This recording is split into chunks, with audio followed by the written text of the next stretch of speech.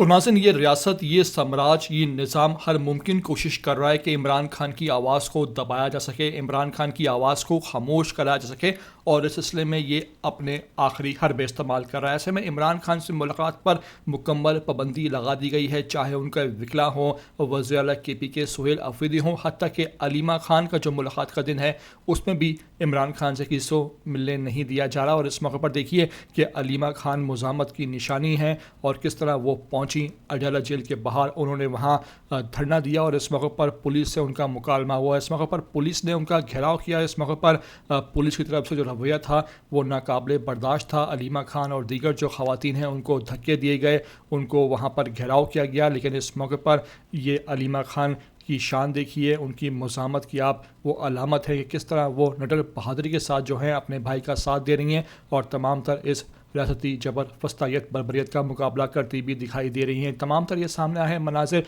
जहां आज अडाला जेल के बाहर अलीमा खान पहुंची, उन्होंने वहां धरना दिया और इमरान खान के हक़ में भरपूर वहां एहतजाज भी रिकॉर्ड कराया। मेरी आपसे रिक्वेस्ट है कि इस वीडियो को मेरी आप आखिर तक देख लें। नए आते हैं ETV 247 उर्दू पर तो लाजमी से आप सब्सक्राइब करें, लाइक करें, शेयर करें और कमेंट करके मुझे अपनी कीमती आरा से लाजमी आगाह करना बिल्कुल भी ना भूला करें।